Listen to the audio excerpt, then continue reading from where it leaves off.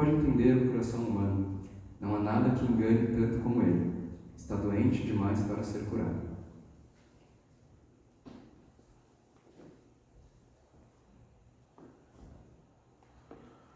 Irmãos, o coração na Bíblia, ele é como se fosse a sede da alma. Esse é o conceito. Toda vez que a Bíblia fala de coração, ela não está falando de órgão humano, mas dessa sede da alma, onde também nasce o nosso entendimento, as nossas emoções. E o que Jeremias está falando é que o coração do homem, ele, para ser curado, ele precisa ser sarado pelo Senhor. É assim que o texto vai seguir. Irmãos, e a única maneira disso acontecer é a gente confessando a Deus os nossos pecados, para que Ele mesmo nos cure, Ele mesmo nos livre das nossas manchas, das nossas vergonhas, limpe o nosso coração. Vamos então nessa hora fazer uma oração de confissão, você aí no seu lugar, confessando ao Senhor os seus pecados a Deus, e logo em seguida eu oro audivelmente representando todo mundo.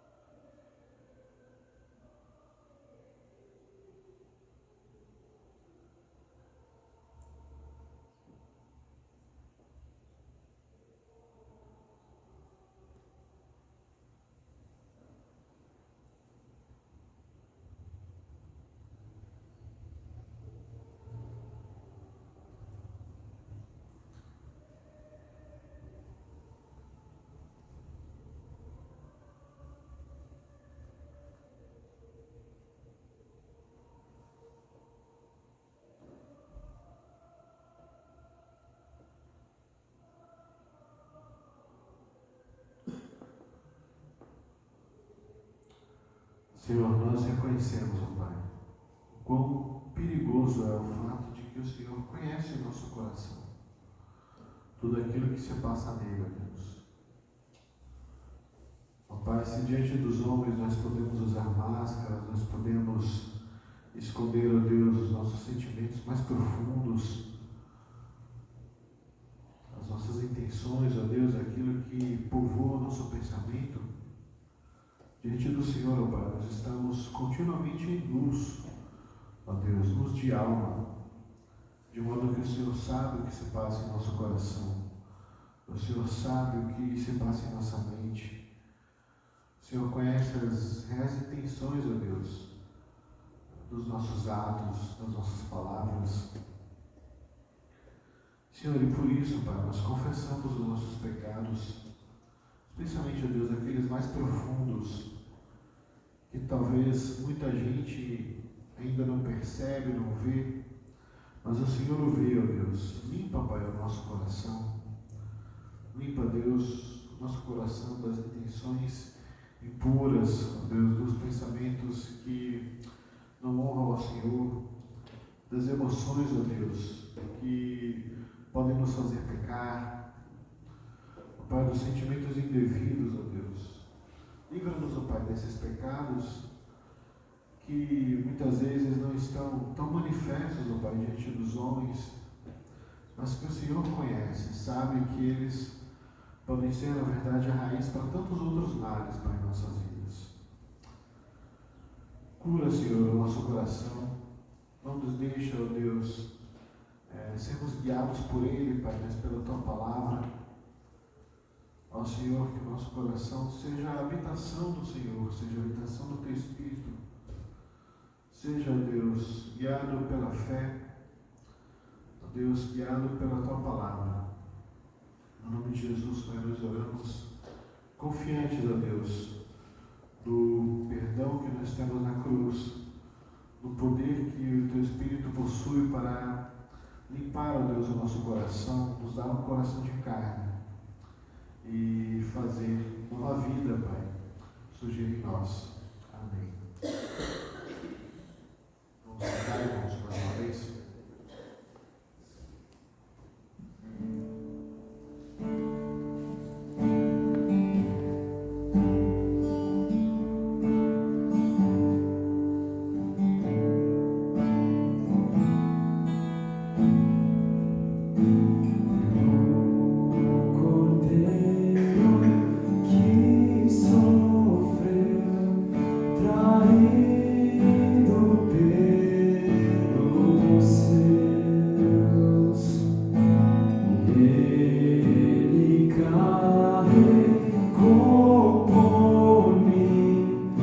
todo pecado meu. Em silêncio. Em silêncio suportou açoites, carne e dor, e em obediência ao Pai na cruz se entregou. Numa rude cruz me salvaste, derramaste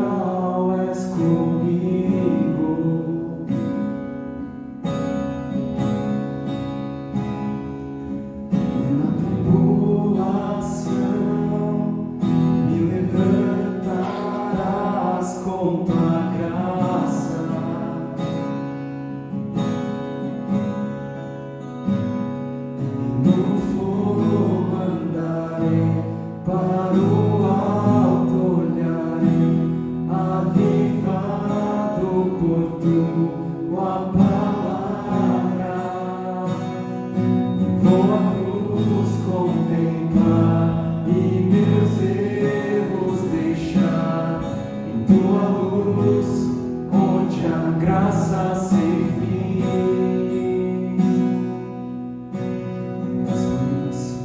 As ruínas poderão em teu nome reviver, levantando das cinzas, reinarás com poder. Minha alma descansa em tuas asas, meu Senhor.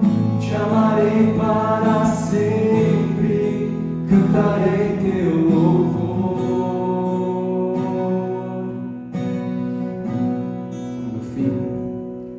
Quando o fim chegar, eu vou confiar na promessa.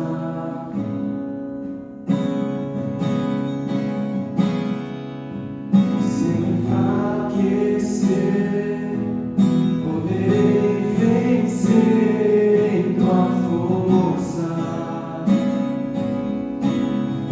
Uma vez no fogo darei, e no fogo andarei, para o alto olharei, avivado por tua palavra.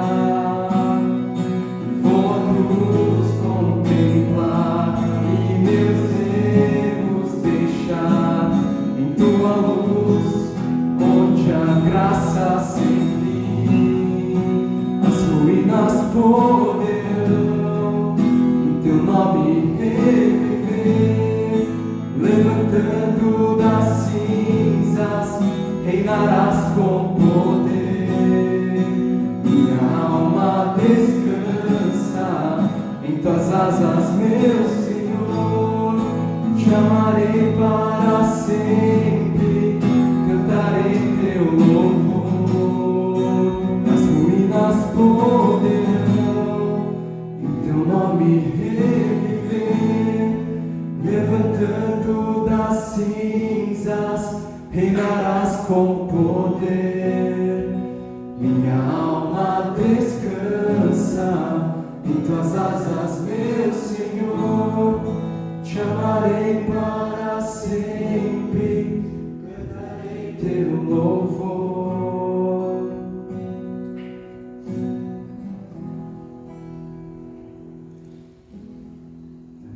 Nesse momento, convido todo mundo a ofertar lá atrás, se puder, se quiser. Enquanto isso, a gente faz uma última música aqui.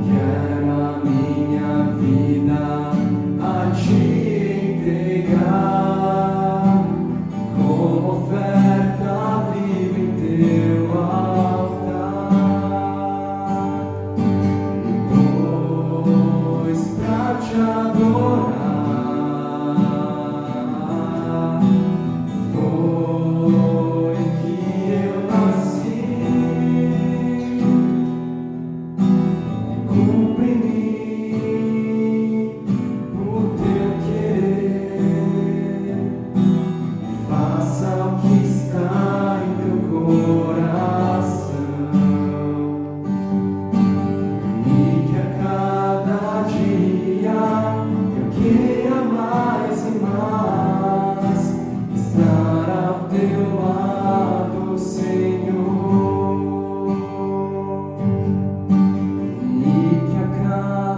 dia eu queira mais e mais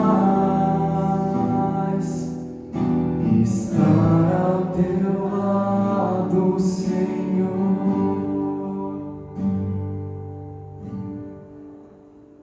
Pode se sentar agora, gente.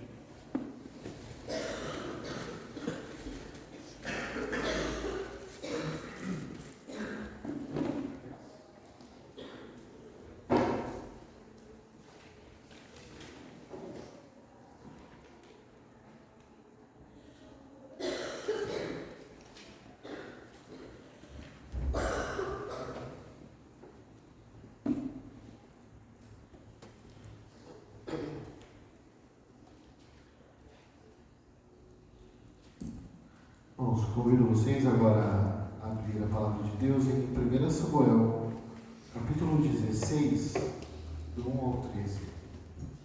Nós daremos a leitura. Gente, eu pedi no grupo, e eu reforço o pedido, tá? Que vocês tragam Bíblias físicas.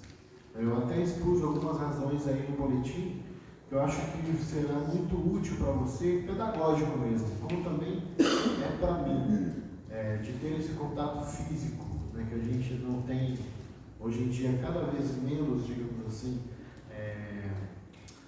o consumo, o uso de mídias físicas, né, trocando elas pelas digitais, mas com relação à palavra de Deus, é muito didático a gente pegar a Bíblia, né, folheá-la, por exemplo. Isso vai te dar uma noção de tamanho dos livros, direcionamento para onde é que vai, onde é que fica perto, sabe, tipo, um texto do outro, enfim. Você vai aprender a se localizar na palavra de Deus espacialmente, por exemplo, tá? Além de nos ajudar também em termos de concentração, que tem sido hoje talvez uma das maiores dificuldades, eu acho que não só para mim, eu acho que para vocês também, né? Dificuldade em se concentrar durante um bom período de tempo em uma coisa só, né? Sem zapear em nenhuma rede social, sem, sabe, sem nenhum tipo de distração, né?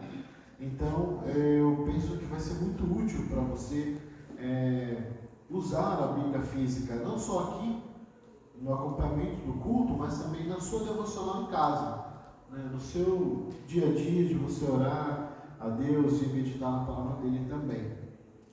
Vamos fazer a leitura então, assim diz a palavra do nosso Deus. O Senhor disse a Samuel: até quando você irá se entristecer por causa de Saul? Eu o rejeitei como rei de Israel. Encha um chifre com óleo e vá a Belém. Eu enviarei a Jessé. Escolhi um dos seus filhos para fazê-lo rei. Samuel, porém, disse: como poderei ir? Saul saberá disso e me matará. O Senhor disse: leve um novilho com você e diga que foi sacrificar ao Senhor. Convide Jessé para o sacrifício e eu lhe mostrarei o que fazer. Você irá ungir para mim aquele que eu indicar. Samuel fez o que o Senhor disse. Quando chegou a Belém, as autoridades da cidade foram encontrar-se com ele, tremendo de medo, e perguntaram: vens em paz? Respondeu Samuel: sim, venho em paz. Vim sacrificar ao Senhor. Consagrem-se e venham ao sacrifício comigo. Então ele consagrou Jessé e os filhos dele e os convidou para o sacrifício. Quando chegaram, Samuel viu Eliabe e pensou: com certeza é este que o Senhor quer ungir. O Senhor, contudo, disse a Samuel: não considere sua aparência nem sua altura, pois eu o rejeitei. O Senhor não vê como o homem vê a aparência, mas o Senhor vê o coração.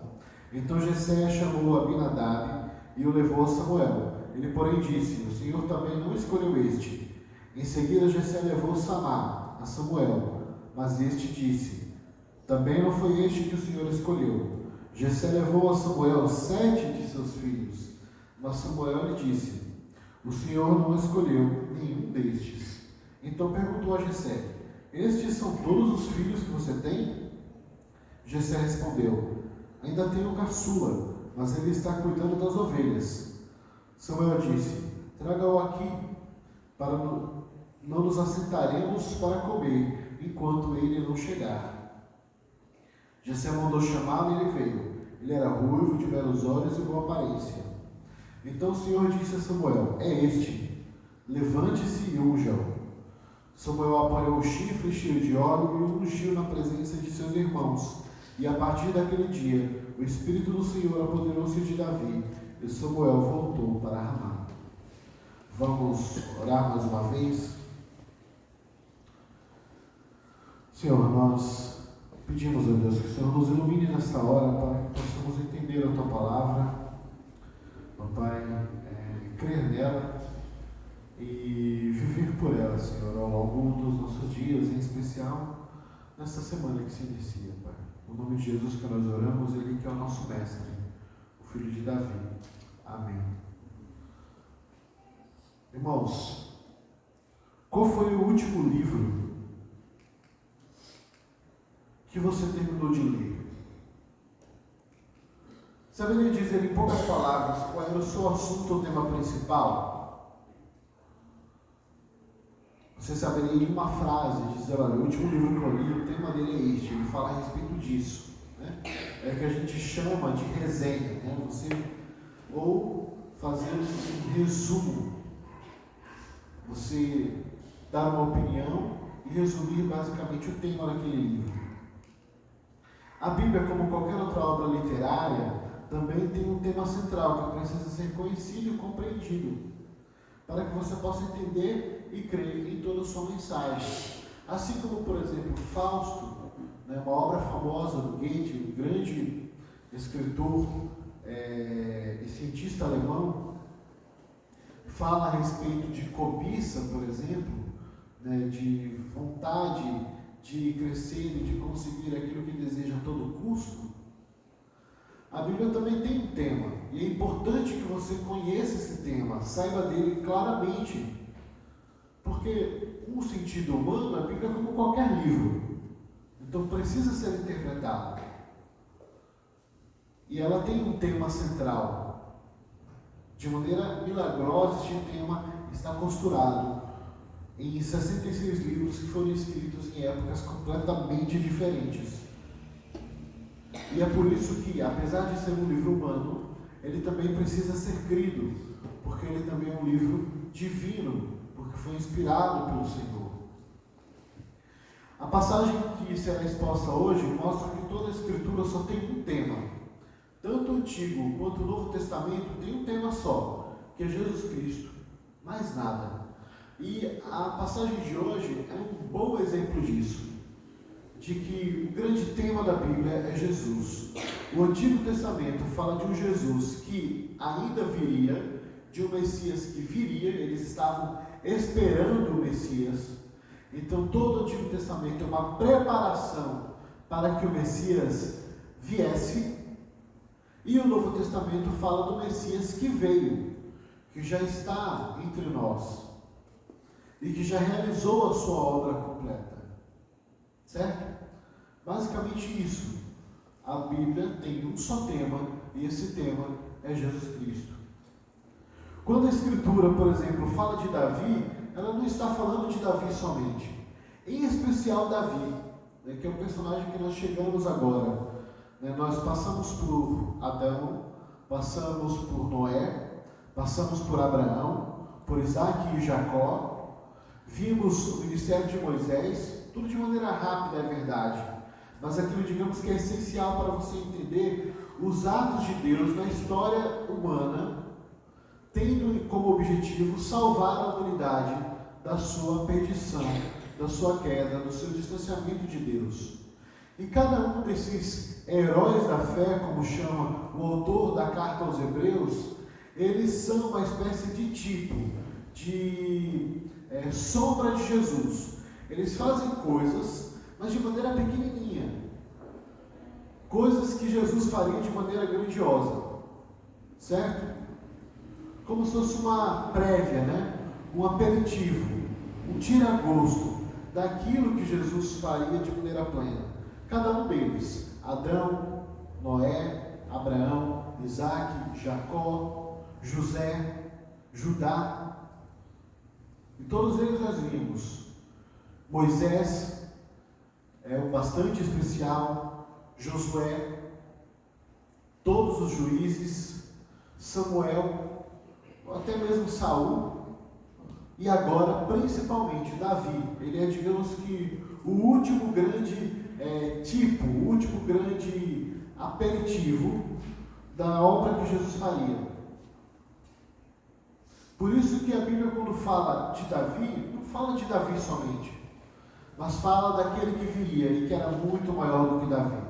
Assim como quando a Bíblia fala de Moisés, não fala de Moisés somente, mas fala de um profeta muito maior do que Moisés. Se a gente ler a Bíblia apenas para tirar ensinamentos morais, lições de coisas que, digamos, nós devemos fazer para viver bem, e perder de perspectiva que ela está falando a respeito de Jesus, nós não estamos lendo bem a palavra de Deus e ela não está nos alimentando devidamente. Porque a principal função da Bíblia é fazer com que você conheça o Filho de Deus. E é a fé nesse Filho de Deus que te salva, não é a sua boa conduta. É o que é fundamental. Você vê em cada história da Bíblia os atos salvadores de Jesus Cristo. E essa história que a gente acabou de narrar, ela fala a respeito disso. Por isso que o nosso tema é: reconheça o verdadeiro ungido de Deus. Esse tema foi trocado, irmãos. O tema era outro antes. Mas para fazer justiça a essa realidade, que a palavra de Deus fala de Jesus, o tema então proposto para a nossa exposição é esse: reconheça o verdadeiro ungido de Deus. Primeira característica que você deve reconhecer no ungido, ungido com maiúsculo, tá? O ungido de Deus. O verdadeiro ungido de Deus é providenciado por Deus. Gente, Samuel, ele está aqui no período de depressão, digamos assim, muito triste. Por quê? Porque ele acabou de ver que todo digamos que o projeto reino, né? Porque o povo de Israel não tinha rei, e o povo de Israel pede um rei segundo o modelo dos reis das nações, que não criam em Deus, porque o povo, na verdade, está rejeitando o governo do próprio Deus sobre eles. Não é uma rejeição a Samuel, meramente aos seus filhos, que eram péssimos homens, mas Deus concede, porque a ideia de fazer de Israel um reino já existia desde os princípios, porque quando o Senhor faz promessa a Abraão, promete a Abraão que dele sairiam reis. Então, há um objetivo de Deus de realmente fazer de Israel um reino. Mas o primeiro rei vai ser um rei segundo as nações, um homem cheio de defeitos, especialmente cheio de vaidade, que vai ser Saul. E Saul, por conta disso e da sua desobediência, ele foi rejeitado, cortado por Deus. Ele continuaria até a sua morte sendo rei, mas para Deus ele já não era mais o rei por direito. E é por isso que o Senhor então fala para Samuel, completamente triste por conta da realidade de que o reino não havia funcionado, porque o rei acabava de ser rejeitado, e agora o que será da nação? Então o Senhor fala para ele: Samuel, até quando você vai ficar triste? Eu já providenciei um rei. Até parece que é uma bronca, e é uma bronca a Samuel mesmo, é uma bronca a incredulidade dele, é o desânimo dele com a pontinha de falta de crer. Mas ao mesmo tempo é uma boa nova, uma boa notícia para ele. O verdadeiro ungido de Deus, ele é providenciado por ele mesmo e para nos dar esperança no meio ao nosso desespero. O ungido de Deus foi levantado para nos dar esperança. Assim como o rei, o novo rei, queria ocupar o lugar de Saul quando Saul morresse, e apenas quando Saul morresse, ele iria dar esperança, renovo. Assim também Jesus é para nós. Ele foi levantado, ele nasceu, viveu, morreu e ressuscitou para nos dar esperança. E ele está nos planos de Deus desde antes da fundação do mundo. Por que a gente consegue compreender isso nessa passagem? Porque como é que Deus fala a Samuel? Samuel, vai até a casa de Jessé, o belemita, vai até Belém. E o que é que tem de especial Jessé e Belém nessa história? É que se você ler o livro que antecede 1 Samuel, a história de Ruth, você vai ver, por exemplo, que Jessé é neto de Ruth. Que Jessé é filho de Pérez, filho de Obed, e Obed é filho de Ruth, com Boaz, um homem que era natural de Belém. Então, há tempos que para Deus a história já estava escrita. Ou seja, haveria de o reino sair das mãos de Saul para ir para a casa de Jessé, para um filho de Jessé, para um filho de Ruth, a Moabita, uma mulher estrangeira, mas que havia abraçado a fé no Deus vivo. Assim também Jesus. Jesus é o Cordeiro que morreu antes da fundação do mundo. Lembra que para Deus não existe passado, presente e futuro, porque Deus é eterno, então o tempo para Ele não passa. Então todas as coisas estão no mesmo instante. De tal forma que, desde quando a terra foi formada, Jesus já havia morrido pelos nossos pecados, já havia ressuscitado e vencido por nós. E essa história é uma prova disso, de que na nossa realidade as coisas estão acontecendo, mas que para Deus elas já existiam. Agora elas só estão sendo cumpridas. Deus não foi surpreendido pelo pecado humano e não sabia o que fazer, e aí bola o plano na hora. Caramba, Adão pecou, e agora? O que a gente faz? E a Trindade tomando conselho. Não. Deus não foi pego de surpresa. Ele nunca é pego de surpresa com os nossos pecados. Ele já sabe, irmãos, tudo o que vai acontecer. E é por isso que é tão fundamental entender que o Senhor Jesus, Ele não morre apenas pelos pecados que nós cometemos até o dia em que nós declaramos que cremos nele, mas na verdade os pecados de toda a nossa vida. Aqueles que você ainda vai, infelizmente, tristemente cometer. Sim, se você crê em Jesus, até estes já estão pagos. Por quê? Porque o Cordeiro de Deus foi morto desde antes da fundação do mundo. A nossa salvação já estava preparada desde antes de que houvesse o universo. E aí vem a segunda característica que o ungido verdadeiro de Deus tem. Ele é segundo o coração de Deus. Samuel então faz aquilo que o Senhor ordena. Samuel está cheio de medo, porque ele sabe que Saul pode saber disso. Só que repare, a primeira leitura, você pode pensar que Samuel está sendo induzido, até mesmo pelo próprio Deus, a enganar Saul.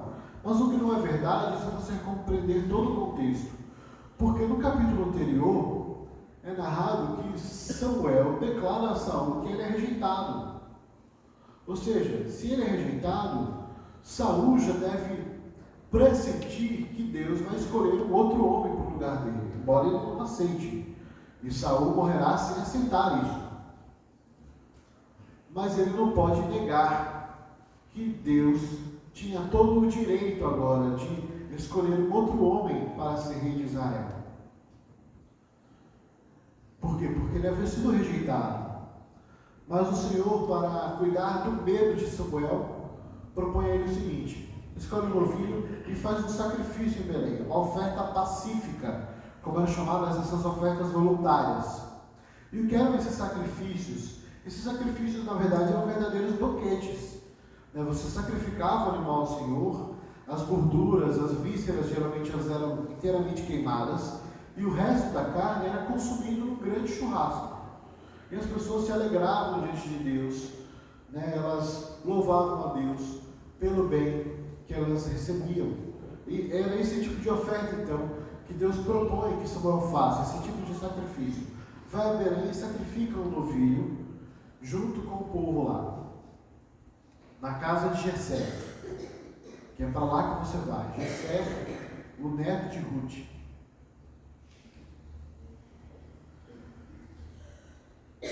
Nós, geralmente, quando procuramos, e esse é o grande problema aqui, nós procuramos os nossos heróis observando qualidades exteriores. Quando Samuel chega a Belém, chega à casa de Jessé, ele então declara, isso é subentendido no texto, o que ele vai fazer ali. Ele vai escolher um rei da família de Jessé. E aí Jessé faz aquilo que qualquer homem daquela época faria. Colocaria diante de Samuel seu filho mais velho. Porque o filho mais velho é aquele que herda a chefia da família. Vai herdar a maior parte da herança, vai herdar, digamos que, o nome do seu pai. É o filho mais importante para aquela época, havia muito disso. E não à toa que o Senhor sempre quebrou as expectativas desta cultura, sempre escolhendo o mais novo. Ele faz isso entre Caim e Abel. Claro que quando Caim e Abel nasceram, essa cultura ainda não existia. Mas aqueles que leram depois a respeito da sua história, sabiam muito bem o que é que estavam lendo. Assim ele fez com Moisés, assim ele fez com Isaac, assim ele fez com Jacó. Ou seja, sempre escolhendo o mais novo, rejeitando o mais velho. E aqui essa história também não vai ser diferente. E o que é curioso compreender é isso, é que Samuel é igualzinho a gente. Escolhe os seus heróis segundo o estereótipo. Irmãos, quão enganoso é o estereótipo de alguém. Primeiro porque estereótipo pode ser fruto de preconceito, ou seja, de uma série de características que você enxerga em alguém que na verdade elas não são reais. E são fruto, na verdade, da nossa falta de conhecimento. Ou nós exatamente nos apegamos a aparências, que é isso que Samuel faz. Quando Eliabe é colocado diante de Samuel se surpreende com sua afeição. Ele pensa, não, certamente é isso, olha o porte dele, tem porte de rei, tem jeito de rei. Eu devo saber que ele é um bom guerreiro no exército de Saul. Os filhos de Jessé brigavam no exército de Israel. Mas o Senhor dá uma resposta muito interessante a Samuel. Diz Samuel, você vê o exterior. Você se surpreende com talentos, com habilidades, com aparência, com coisas que você pode ver. E de fato, nós seres humanos, nós não temos condições de julgar o coração das pessoas. Isso é verdade.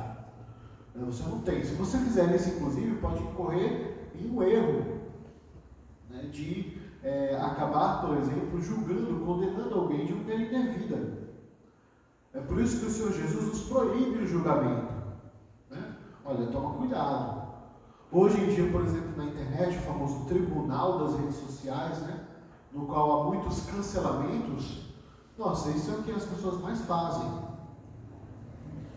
Julgar as pessoas sem compreender contextos, sem compreender que a realidade de cada um é diferente, de que cada um de nós aqui reage às coisas de maneira diferente, de que cada um de nós aqui tem uma experiência de vida.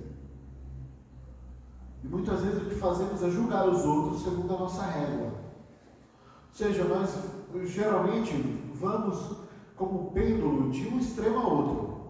Ou nos encantamos demais com o exterior, o que também redes sociais são muito boas nisso, em nos enganar, e nos fazer pensar o quanto o fulano de tal é bom, é incrível, e quando na verdade não é.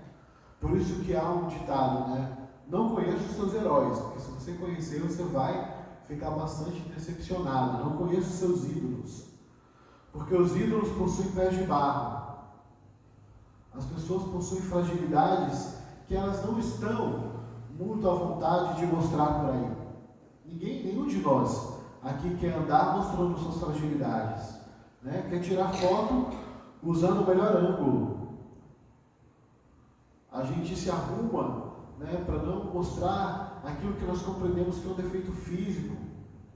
Quando vamos receber alguém em casa, o que a gente faz? Arruma a casa, para que não veja que na verdade no dia a dia nossa casa é meio caótica, meio bagunçada. nós realmente ficamos muito no exterior. Mas o Senhor, que conhece todas as coisas, conhece o nosso coração. E conhecer o nosso coração não é necessariamente uma boa notícia. Isso é um fato também. Porque muitas vezes nós usamos como uma defesa para a gente, né? Quando alguém exatamente nos prejulga, diz: não, mas o Senhor conhece o meu coração. Olha, conhecer o nosso coração não é necessariamente uma coisa boa. É uma coisa ruim também. Por quê? Porque nós vimos em Jeremias que o nosso coração é enganoso. E que o nosso coração, na verdade, deve possuir maldades, perversidades que os outros nem imaginam. Nem imaginam. Oh, fulano tem uma cara de bonzinho. Caramba, mas se você soubesse o que se passa no coração dele quando ele é ofendido, você não diria que ele é bonzinho.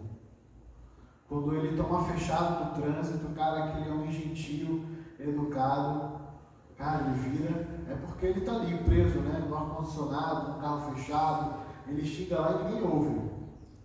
O Senhor conhece o íntimo do nosso coração, e isso é perigoso. Por quê? Porque diante dele nós não podemos esconder nada. E por isso ele fala isso para Samuel. Samuel, você vê o exterior, mas eu vejo o coração.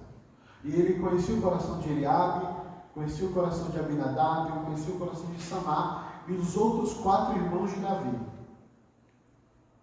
E o coração deles foi rejeitado. E nós também, irmãos, saibamos que nosso coração é conhecido diante de Deus. E que graças ao seu ungido, Jesus Cristo, a quem Deus escolheu porque também conhecia o seu coração, nós somos aceitos por Deus mesmo assim. Mesmo Ele conhecendo o nosso coração, nós não somos rejeitados como Eliabe e seus irmãos foram. Por causa do coração de Jesus. Porque quando nós somos salvos, é como que o coração de Jesus fosse posto no lugar do nosso. Porque a vida de Jesus é, digamos que, computada no céu, como se fosse a nossa vida. E aí quando o Senhor olha para nós, não olha para o nosso coração cheio de perversidade, cheio de luxúria, de orgulho que ninguém vê. Mas Ele olha para nós e vê o sangue de Cristo derramado na cruz. O coração dele que foi ferido no nosso lugar. E aí vem a terceira e última característica do verdadeiro ungido, é que ele é testificado por Deus. Vê a situação, como Deus leva Samuel a uma situação dramática, pelo seguinte: porque ele está ali, né, para ungir um filho de Jessé, e parece, sabe, cena de filme, em que geralmente filme ou de ação, de luta, ou filme de esporte, em que, por exemplo, um time apanha e só ganha no final, nos últimos segundos. Parece que é o que está acontecendo aqui também, porque se passam 7 filhos de Jessé e nenhum deles é escolhido. Então Samuel fica: bem, só esses que você tem? São todos os filhos, e já passaram 7, não são poucos filhos, nenhum deles agradou a Deus. Samuel, na sua limitação humana e na sua crença ainda pouco capenga, ele pode duvidar e perguntar isso a Jessé. Então Jessé responde, né? Não, tem o caçula, que Jessé nem lembrou de chamar para o sacrifício. Jessé nem lembrou de chamá-lo para ser consagrado. Tem lá o caçula, vou chamar ele, está pastoreando as ovelhas. Era o filho que trabalhava no serviço mais, digamos que ninguém queria fazer, né?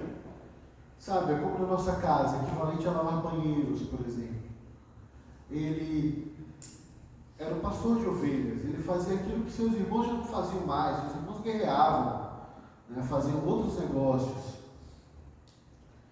Então, Davi é chamado. E aqui é curioso que o nome de Davi ainda nem é mencionado. Então, Samuel olha para Davi e Deus diz a Samuel: é este. Samuel deve ter tremido na hora.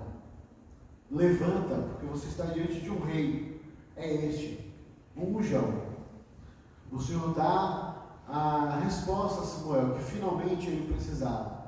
E era a resposta mais improvável. Por quê? Porque ele era o caçula, o menor da casa de seu pai. Se o mais velho era o mais importante, à medida que você ia se distanciando do mais velho, menos importante enquanto filho você era naquele clã, naquela família. Então Davi, que era o oitavo, ele era o oitavo mais importante, ou seja, ele era o último. Mas é exatamente este improvável que Deus escolhe, fazendo aquilo que o apóstolo diz, né? O Senhor pega as coisas loucas do mundo, né? Ou seja, aquilo que não é para ser. Ele toma, por exemplo, o povo de Israel para ser seu povo sacerdotal, quando o povo de Israel, dentre os povos que havia na terra, era dos mais insignificantes, não tinha nada de brilhante. Se fosse para escolher por genialidade, brilho civilizacional, óbvio, o Senhor poderia ter escolhido os egípcios, que eram vizinhos. Eram muito melhores. Mas o Senhor escolhe Israel, que é insignificante. E aqui de novo, o Senhor escolhe Davi, assim como ele escolheu Abraão, que também era insignificante. Assim como ele escolheu Moisés, que poderia ter morrido e seu nome jamais celebrado na história. O Senhor faz isso novamente, escolhe o menos importante. Irmãos, não há nada mais importante para nós do que saber que o nosso nome está arrolado, escrito no livro da vida. Não há fama do mundo que pague. Muitas das celebridades de hoje, que ganham milhões e milhões, elas perecerão sem Cristo e não desfrutarão do reino que o Senhor nos prometeu. Não receberão as boas-vindas que o Senhor prepara para aqueles que são seus. Né? Venham benditos do meu Pai, para o reino que foi preparado para vocês.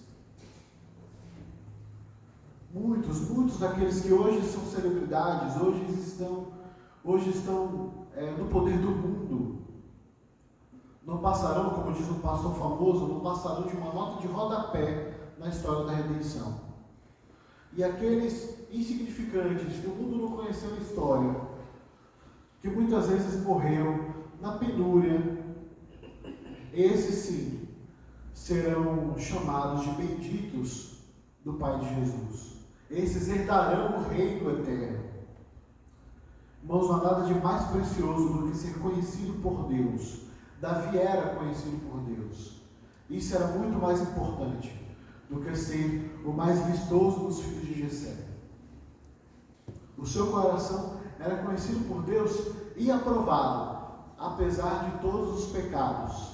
O que nos ensina uma coisa, que a aprovação de Davi não era uma coisa meritória a Davi, como se Davi merecesse, mas é fruto, de novo, da misericórdia de Deus, porque Davi era um homem pecador. Em vários momentos da sua trajetória nós veremos isso. Por isso que nós dizemos, assim como Jesus é o assunto da Bíblia, para trás e para frente, ou seja, do Antigo e do Novo, sua salvação também.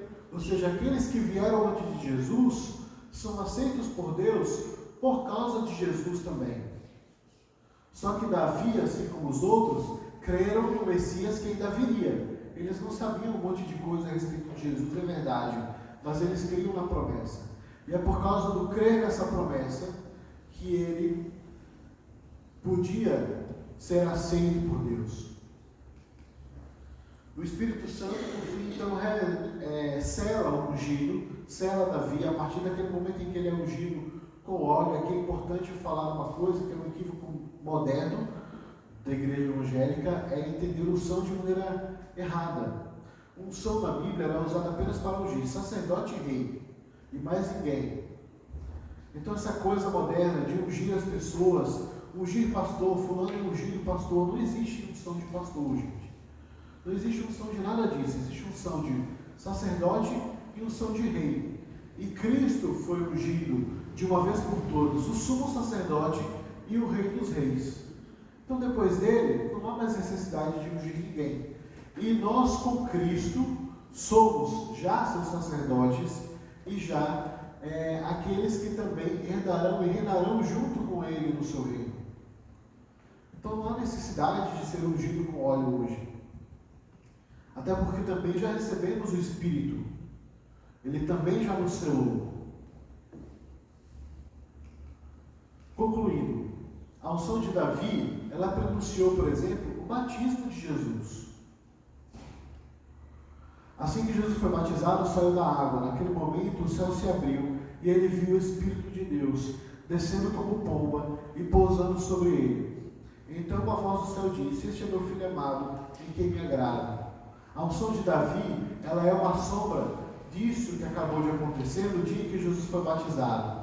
No dia em que o Rei dos Reis teve, digamos, o seu primeiro testemunho público. E assim como Davi foi ungido, não diante da nação, mas diante de um petit comitê, de pouquíssima gente, de seus irmãos e de seus ali compatriotas, os seus concidadãos, aqueles que também eram de Belém, ou seja, pouquíssima gente, Jesus também, ele foi reconhecido, o Filho de Deus, diante de João Batista e dos discípulos de João, só. Pronunciando, por exemplo, que assim como Davi demorou vários anos até Saul morrer para se tornar efetivamente rei, e durante esse período Davi sofreu muito, mostrando que o Senhor Jesus também, para efetivamente consumar o seu reino, ele antes teve que sofrer. É por isso esse longo tempo de espera, nosso, hoje também, para que o Senhor consuma o seu reino. A unção de Davi foi uma sombra da grande unção de Jesus, quando Jesus então é declarado: este é o Filho de Deus. Não que ele era a partir daquele momento, mas ali é um reconhecimento. Assim como Davi já havia sido escolhido por Deus antes de ser ungido por Samuel. Jesus é o verdadeiro ungido de Deus. E aí o apóstolo Pedro, no seu famoso sermão, ele diz: irmãos, posso dizer-lhes com franqueza que o patriarca Davi morreu e foi sepultado, e o seu túmulo está entre nós até o dia de hoje. Mas ele era profeta e sabia que Deus lhe prometera, sob juramento, que colocaria um dos seus descendentes em seu trono. Esse descendente, que seria rei de uma vez por todas para sempre, é o nosso Senhor Jesus. Irmãos, se nós não reconhecermos o verdadeiro ungido de Deus e crermos nele, nós não participaremos do seu reino. Creia no Senhor Jesus de maneira efetiva, real, com todo o seu coração. Não há outra forma de salvação, irmãos, se não crer em Jesus. Crer que ele é ungido, escolhido por Deus para ser redentor, salvador das nossas vidas. Vamos orar? Senhor, nós te louvamos por Jesus Cristo, porque ele, Pai, foi escolhido do Senhor. Foi um homem aprovado, Pai, em obras, ó Deus, em palavras. Senhor, aumente em nós a fé em Jesus, ó Deus. Senhor, sonda o nosso coração. Ó Pai, vê o que há nele de errado e nos ajuda, Senhor, no poder do Teu Espírito, Pai, nos livrar daquilo que não te agrada. E temos a nossa vida moldada pelo coração de Jesus, o Teu ungido. Que a vida dele, Senhor, seja tão intensa na nossa vida, que a gente possa chegar um dia a dizer que já não somos nós que vivemos, mas é Cristo que vive em nós. E no nome dele, Pai, que nós oramos. Amém. Vamos cantar?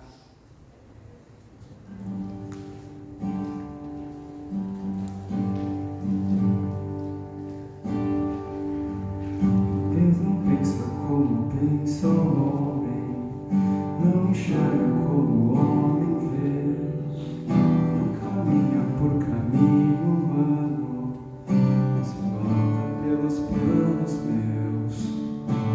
O céu se leva sobre a terra, e o sem fim quem pode compreender? São mais altos, são teus pensamentos.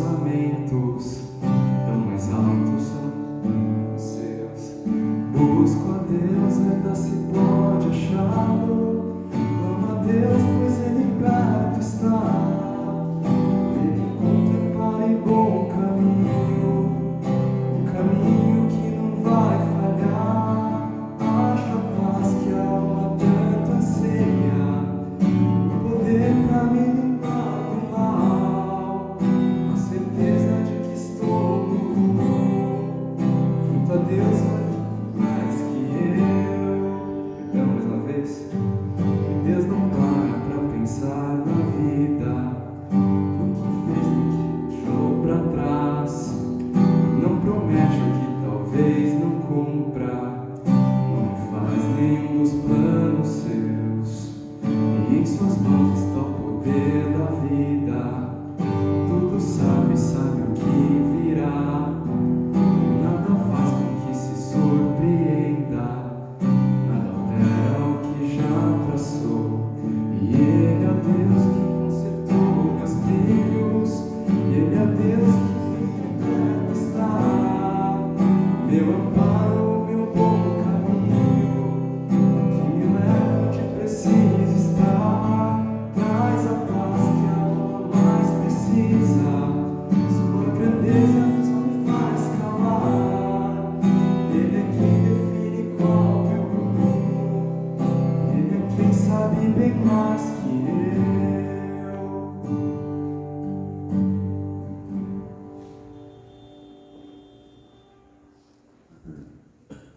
Irmãos, vamos fazer a oração que o Senhor nos ensinou. Pai nosso que estás nos céus, santificado seja o teu nome. Venha o teu reino, seja feita a tua vontade, assim na terra como no céu. Dá-nos hoje o nosso pão de cada dia. Perdoa as nossas dívidas, assim como nós perdoamos os nossos devedores. Não nos deixes cair em tentação, mas livra-nos do mal.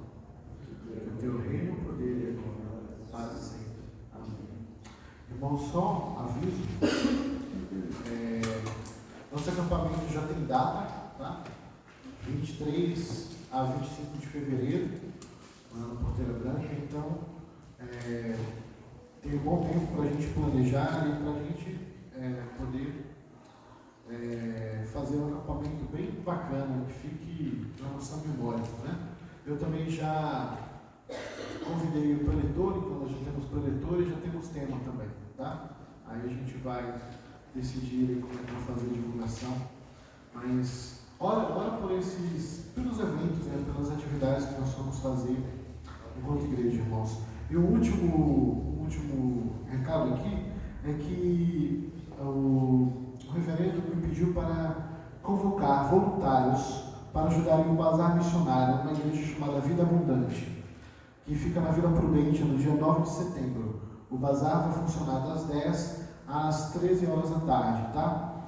E aí é necessário pessoas, né? Seria muito bom que a gente pudesse ajudar. Acho que seria uma atividade bastante interessante, abençoadora, não só para as pessoas, né, que desfrutarão do bazar, enfim, das atividades desse dia, mas também para nós, né, de poder ter uma oportunidade de servir, tá bom? Então, aqueles que puderem, no dia 9 de setembro, no sábado, tá? Participar desse bazar, fala comigo, tá ok? Até o próximo domingo, tá bom? Durante essa semana. E também aproveitando, o idealizador do bazar, o missionário, ele pede que a gente consiga doações, se possível, tá? Doações de produtos de limpeza, enfim, doações de roupas, coisas que a gente não usa, calçados, para poder colocar lá nesse bazar, tá bom? E por conta disso, nosso retorno do grupo pequeno sobre significado do casamento vai ficar para o dia 16 de setembro, tá bom? Nós vamos ter a nossa reunião em casa e retomar os nossos estudos sobre casamento.